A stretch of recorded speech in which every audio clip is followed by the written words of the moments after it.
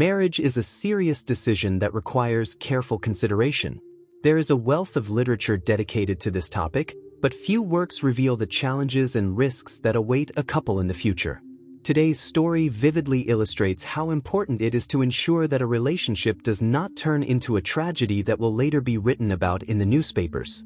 Sara Starr, the heroine of this story, was born in 1979 in the small town of Colby, Kansas.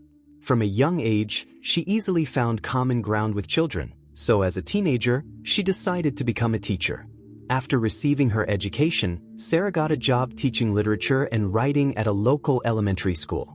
The work brought her great pleasure, and this was felt by everyone who interacted with her during lessons or outside of them.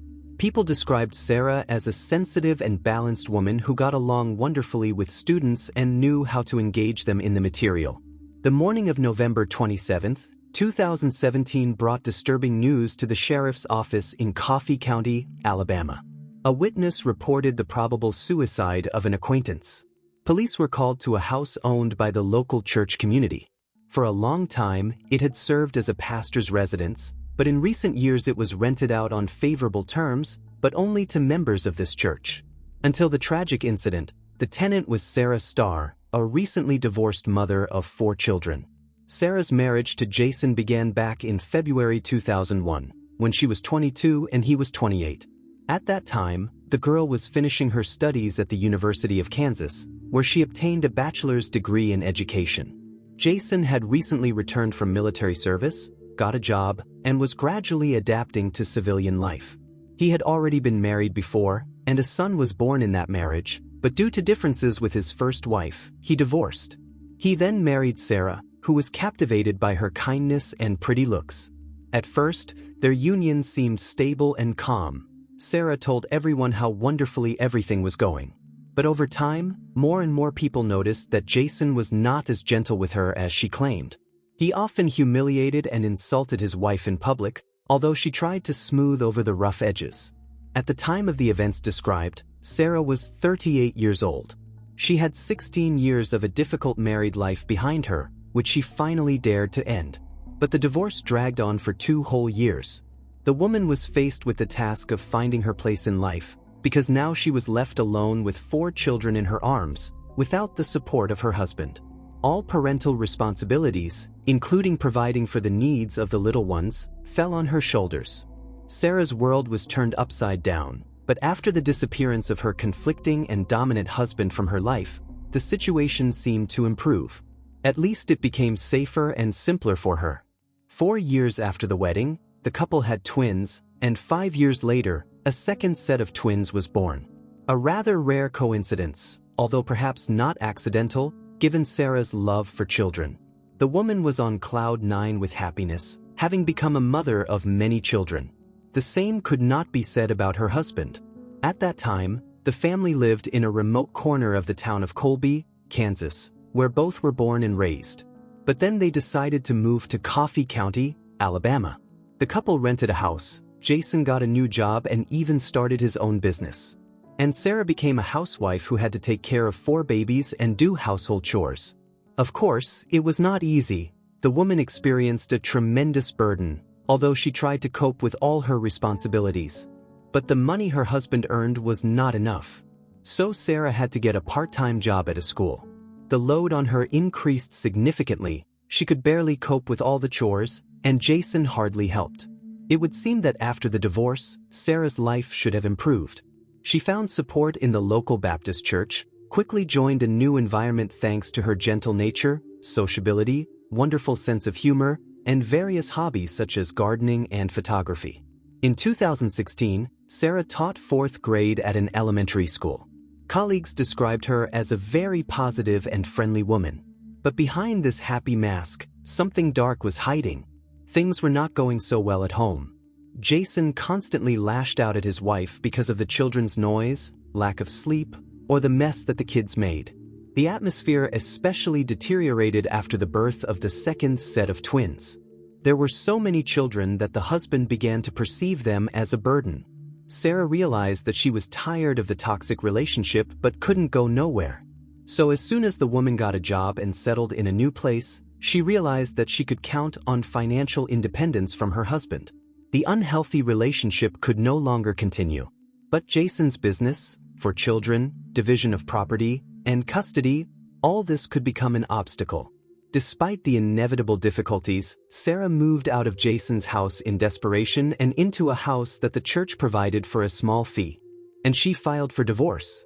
However, the process dragged on for 2 whole years. According to her ex-husband, the wife was under constant stress the entire time. Her so-called frivolous spending was especially evident. Jason claimed that Sara tended to spend his money on absolutely unnecessary things. She was a real shopaholic. And when she became a single mother, the situation only worsened. She even ran into financial difficulties. Fortunately, the church community supported the woman in a difficult time. Despite life's adversities, Sara remained a caring mother and coped wonderfully with all her responsibilities. Although her condition somewhat deteriorated, she was very nervous, often quarreled with Jason, slept poorly, and felt mild depression. At the same time, she refused the help of psychotherapists, limiting herself to antidepressants. When it was time to move out of the house where they lived with Jason, Sara asked her friends, the couple Dana and Lawrence, to help. Later they recalled how agitated Sara was during the move. She tried to load things into the car as quickly as possible, forgot a lot, so they had to run back and forth several times. It all looked suspicious, as if the woman was in an unstable state. Most of all, Sara was afraid that her husband might return right in the midst of the move. She really didn't want to see him and for him to find out about everything in this way. Jason did show up, but not at home, but at Sara's new place where she arrived with friends. The woman instantly ran inside. Lawrence met her husband on the doorstep and asked him not to enter. Jason obeyed but stood under the house for some time before leaving. Lawrence recalled that Sara was terrified. She was literally shaking and crying. Even when the uninvited guest left, she remained tense and nervous for a long time, barely holding back her hysteria. The teacher was sure that Jason had come to kill her. He had previously threatened to harm her if she left him. This meeting took place at the very beginning of the couple's separation. And 2 years later, the divorce process was finally completed. According to its results, custody of the 12-year-old and 7-year-old twins was decided to be divided between the parents. Jason was also obliged to pay alimony every month, not only for the children but also for his not yet financially stable wife. The divorce hit the man's income quite hard. He had to transfer $3,500 to Sara every month, which was more than half of his salary of $6,000. At the same time, the woman did not receive rights to either Jason's business or property, so she continued to live in the church house. The ex-husband also moved to a house near Sara's dwelling, where he now lived with his mother. And on November 27, 2017, something unpredictable was about to happen. Sara was going to go to work after Thanksgiving but never showed up in the classroom. It was completely unlike the responsible teacher. Colleagues could not reach her. She ignored messages. Everyone was alarmed by such uncharacteristic behavior. Other teachers became worried about whether something disturbing had happened. So one of the colleagues was sent to personally check on Sara. The worst fears of Sara's colleagues came true. Around 8:30 in the morning, the woman was found in a pool of blood on the driveway near her house. She had several gunshot wounds. Emergency services were immediately called to the scene. Although at first, a colleague suggested that Sara could have voluntarily taken her own life, even a superficial examination convinced the police otherwise. Most likely, the teacher was the victim of an attack. Her injuries were very serious. Detectives found out that around 6:30 in the morning, Sara left the house, intending to go to work. But instead, she was shot in the chest. An unknown attacker shot her with a shotgun at almost point-blank range. The second charge of buckshot was also fired from a very close distance, into the head. Neighbors admitted that they heard some shooting in the morning. But since it was a rural area where many hunters lived, no one attached much importance to it. In such areas, people often used weapons for hunting or scaring wild animals away from their property. Forensic experts did not find any fingerprints or tire tracks at the crime scene. But as soon as it became clear that shortly before the tragedy, Sara had completed a difficult divorce process with her husband, reasonable suspicions immediately arose. Among the first witnesses who spoke with the investigators were Sarah's friend Dana and her husband Lawrence. They helped the woman with the move and confirmed that the Starrs had a difficult marriage and then an equally exhausting divorce. During the last months, while the hearings were going on, Sara often said that she was afraid of Jason. She believed that because of alimony, he could dare to harm her. Moreover, the ex-husband lived very close to the house that Sara rented. To get from one dwelling to another, one had to walk only a few minutes. Of course, having received this information, the detectives took a closer look at the main suspect. Jason was taken to the station for questioning. The man denied any involvement in the murder of his ex-wife. A few hours later, he was released because his alibi was confirmed. It turned out that at the time of the crime, Starr was having breakfast with his children at a restaurant. This was evidenced by surveillance camera recordings and witness testimony. Despite his release, suspicions about Jason were not completely removed. He had obvious motives for getting rid of Sara. In addition, the relatives and acquaintances of the deceased confirmed that she was clearly afraid of her ex-husband. Only he had reasons for murder. The woman had no enemies, ties to the criminal world, or any problems. Could the father of 4 children have killed their mother by hiring a hitman? The investigators had yet to find out. For the next few months, Jason was closely watched. But even by January 2018, nothing incriminating was found. During this period, a press conference was held to inform the public about the progress of the investigation. It was announced that the state governor had appointed a reward of $5,000 for any information that would lead to the arrest of Sara's killer. Another townsman later added $500 to this fund. However, this did not yield any results. Some leads appeared, but they were discarded during the check. For the period of the investigation, Sara's children were transferred to the custody of social services, due to doubts about Jason's integrity. Since then, law enforcement officers have made many more statements about the progress of the investigation. The police asked the public to provide important information that would help move the case from a dead end. But no progress was made for several years. The state law enforcement agencies came to the aid of the local sheriff. Despite this, the investigation stalled until December 2021. It was not easy to get close to Jason, but the detectives were certain that he was involved in the crime. Perhaps indirectly, through a hired killer. Starr had a strong motive. He had to give more than half of his income to his ex-wife and children. Financial disputes often become a motive for murder. The man tried to get full custody of the children but failed to achieve this through the court.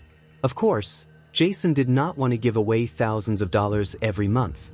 While viewing the suspect's computer, the police came across notes that he had been keeping for a long time. It was like a draft of a book that the man planned to publish in the future. Here were the keys to his relationship with Sara.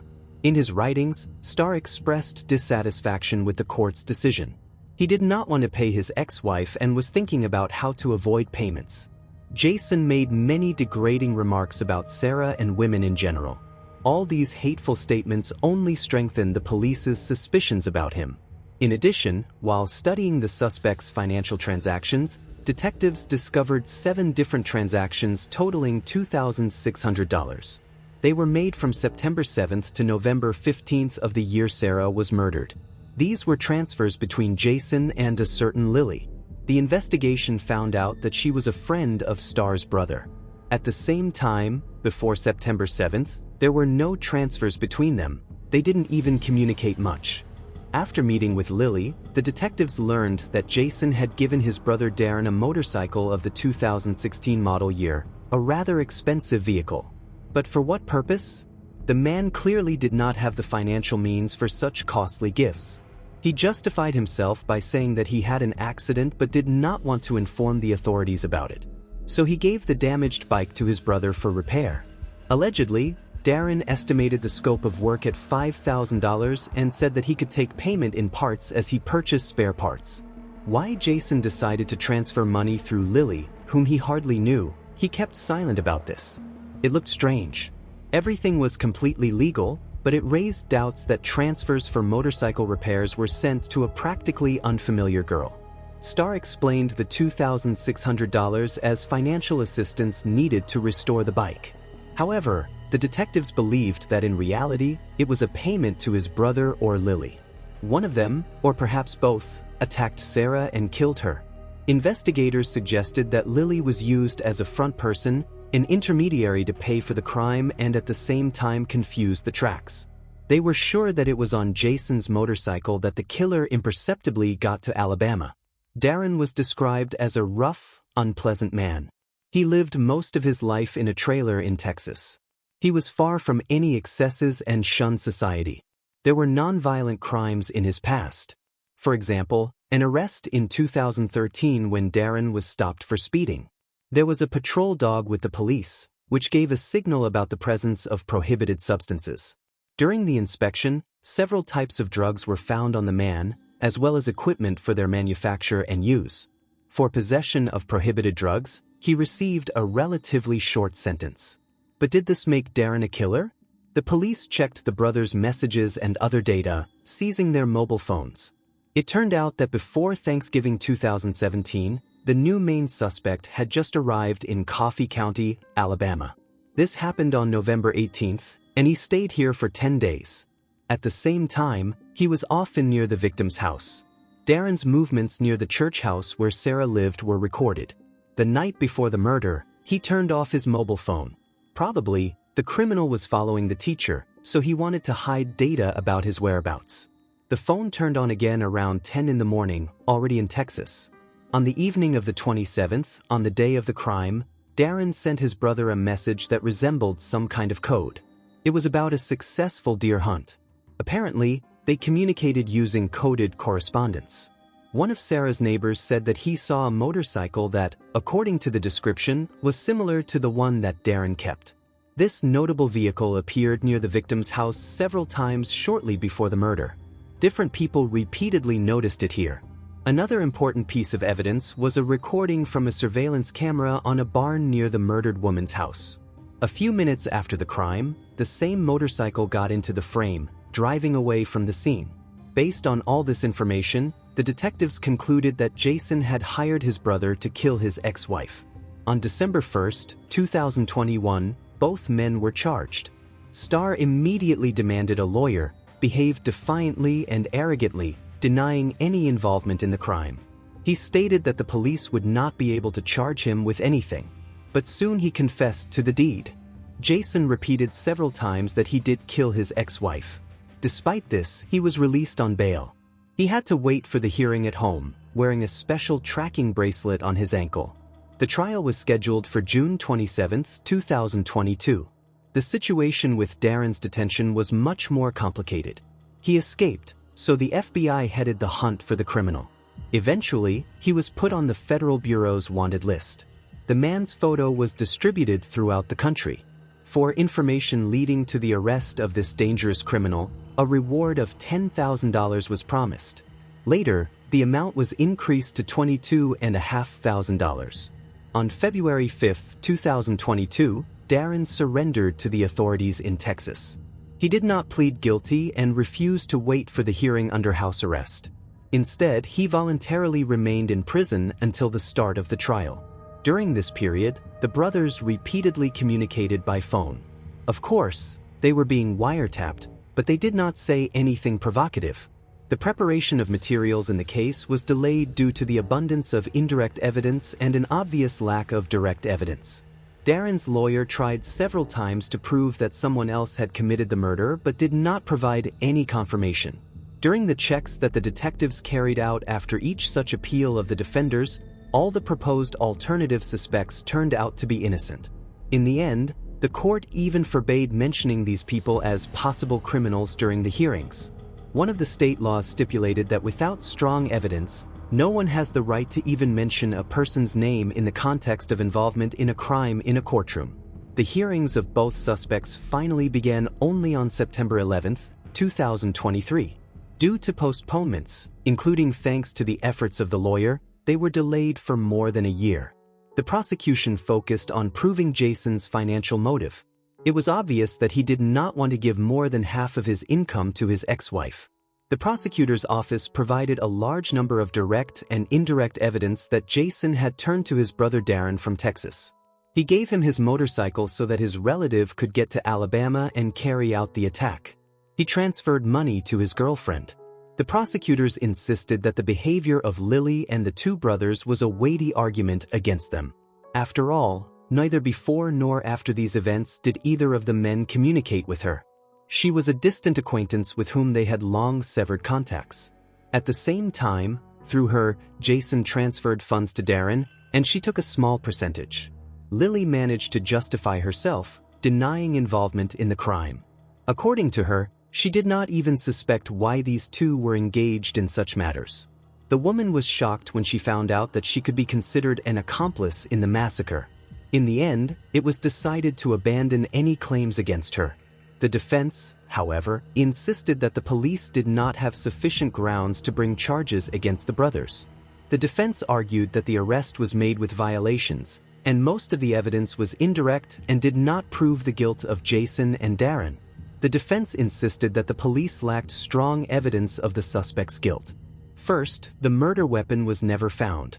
Second, there were no eyewitnesses who saw the moment of the attack, nor any surveillance camera recordings. The lawyer emphasized the absence of other direct evidence that could be considered indisputable. Even Jason's notes on the computer were more a cry from the soul out of desperation than proof of criminal intent. Since the man lost the divorce proceedings and now had to pay large sums, he simply poured out his discontent and despair in these autobiographical notes. Of course, this is not enough to regard it as direct evidence of a desire to kill someone. Interestingly, during Darren's 10-day stay in Alabama, there were no calls between the brothers. They probably used something less noticeable for communication, personal meetings, or disposable phones that can be purchased online. Such devices are often used specifically for illegal activities. The lawyer also drew attention to the fact that no footprints, fingerprints, DNA, or even tire tracks of the same motorcycle were found at the scene of the massacre. In his opinion, this was a strong argument in defense of the defendants. The recording from the surveillance camera on the barn near the church house also seemed unconvincing to the defender. It was a poor-quality video in which it was difficult to make out anything other than the fact of a motorcycle passing by. The lawyer referred to the fact that many people in the district had bikes. So anyone from the local residents could have driven past the barn. The main argument of the lawyer was the video in which Jason was having breakfast with his children. He visited a restaurant 10 kilometers from Sarah's house at the very moment when his ex-wife was being shot by the criminal. In addition, from the very beginning, Starr willingly cooperated with the investigation, voluntarily allowing the police to inspect his mobile phone and computer. The lawyer also drew attention to this, trying to convince the jury that a real criminal would never allow the cops to do this under any circumstances, knowing about his unclean conscience. However, all this sounded unconvincing, especially against the background of Jason's behavior and his confession after the arrest. The court debates lasted 6 days, after which the jurors retired to discuss the verdict. It took them 6 full hours of rather active discussions. In the end, the jurors decided that Jason and Darren were guilty of murder and conspiracy to commit murder. Until that moment, Sarah's ex-husband was under house arrest and wore a special bracelet. Now he was taken into custody. On January 4, 2024, both were sentenced to life imprisonment without the right to early release. In fact, this was a great relief for them, because such a crime could have been punished with the death penalty. The votes of the jurors were divided, which saved the brothers from the highest measure of punishment. Jason was also obliged to pay a fine of $25,000. After the announcement of the verdict, the lawyer of 54-year-old Darren announced his intention to seek its cancellation. Instead, Jason's defender did not make such statements because of his client's early confession to the murder. The couple's 4 children were transferred to the custody of the deceased's parents. At the trial, the older twins wished their father to rot in prison and said that they no longer wanted to see him. Both criminals are still in a federal prison in the state. There is no exact information regarding the appeal and the fight for the release of the conspirators. The story of the murder of Sara Starr is shocking in its cruelty and insidiousness. A woman who finally broke free from a toxic marriage and began a new life became a victim of a vile conspiracy on the part of her own ex-husband. Instead of accepting the divorce and giving Sara peace, Jason decided to get rid of her in the most terrible way, by hiring a killer brother. One can only wonder how financial gain can cloud the mind so much that a person decides to commit such a monstrous crime. After all, Jason deprived the mother of his children of life, dooming them to orphanhood. And all for the sake of not paying alimony. This tragedy forever changed the fate of 4 teenagers who lost the closest person due to the greed and meanness of their own father. It is very unfortunate that justice cannot always prevent such crimes. Although there were all the prerequisites to consider Jason potentially dangerous, threats, toxic behavior, hatred of the ex-wife. Perhaps if Sara had been warned and protected in time, the tragedy could have been avoided. Therefore, it is so important to take seriously any threats from aggressive partners and not be afraid to seek help. Let's hope that both brothers' conspirators will be punished for what they did in prison for the rest of their lives. And that the Starr children will be able to recover from this trauma and find the strength to live on. Eternal memory to Sara, who went through hell for the sake of her freedom and paid the highest price for it. Moral, conclusions, and instructions on the Sara Starr case. The story of the murder of Sara Starr is a tragic and instructive tale about how toxic relationships, inability to accept separation, and financial greed can lead to the most terrible crime. This case demonstrates how important it is to timely recognize alarming signals in a partner's behavior and not be afraid to take decisive measures for one's own safety. The main reason for the tragedy was Jason's unwillingness to accept the divorce and his hatred for his ex-wife. Instead of letting Sara go and allowing her to start a new life, he decided to take revenge in the most horrible way. The financial issue, the need to pay alimony, was the last straw that pushed the man to the crime. However, the root of the problem went much deeper. Throughout the marriage, Jason demonstrated signs of toxic behavior. He humiliated Sara, insulted her, threatened her. Even after the separation, he continued to harass and intimidate his ex-wife. Unfortunately, neither Sara herself, nor her loved ones, nor law enforcement officers paid due attention to this. Perhaps if someone had intervened earlier, the tragedy could have been avoided. This story is a serious reminder that no manifestations of aggression or threats from a partner, even a former one, can be ignored. If you find yourself in a toxic relationship, it is very important to break this connection as soon as possible and take care of your safety.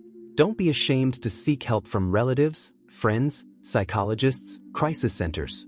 Don't believe the abuser's assurances that he will change and never raise his hand against you again. Abusers rarely stop on their own. Usually, their aggression only grows. If you have nevertheless decided to break off a toxic relationship, be prepared for the fact that your former partner may begin to pursue and threaten you. Under no circumstances meet with him alone. Avoid any contact. If there are joint children, communicate only in the presence of witnesses or through lawyers. Inform friends, relatives, colleagues about the threats so that they are on alert and can quickly react in case of danger. Be sure to keep all evidence of threats and harassment, text messages, emails, records of phone conversations. Install surveillance cameras near your home, at work. Warn security at school if you have children. At the slightest sign of danger, immediately call the police. Don't be afraid to look like a paranoid, your life may be at risk. Try not to be alone, especially in the first months after the breakup. If possible, move to another place of residence, change jobs, phone numbers. However, even if you are forced to stay in the same city, make sure that your ex-partner does not know your new address. Avoid places where he may ambush you. It is very important to overcome psychological dependence on a toxic partner. Often victims of abusive relationships feel guilt, doubt, fear, which prevents them from breaking the destructive bond. You may think that you yourself are to blame for the aggression of the abuser, that you somehow provoked him, that he can change. This is a very dangerous trap. Remember, violence is never justified, and only the aggressor himself is responsible for it. You have done nothing to deserve such treatment, and nothing justifies threats and beatings. If you find yourself in a similar situation, it is very important to seek professional psychological help. Do not try to cope with everything on your own. This is an overwhelming task. An experienced psychotherapist will help you understand your own feelings, get rid of guilt, and regain control over your life. Also, do not be ashamed to ask for help from friends and relatives, you now need all possible support. If you have witnessed that someone close to you is suffering from domestic violence, do not stand aside. Victims of toxic relationships are often ashamed to ask for help. They hide their pain behind a mask of well-being. However, you can notice alarming signs: bruises, changes in behavior, alienation, sadness. Try to carefully talk to the person, offer your support. Sometimes even one call or message with the words, "I'm here, I'm ready to help you," can save someone's life. Of course, breaking off a toxic relationship is only the beginning of a long path to healing. Victims will need a lot of time and effort to overcome the trauma and learn to trust people again. It is very important to be patient and continue to support a loved one even after the direct threat has passed.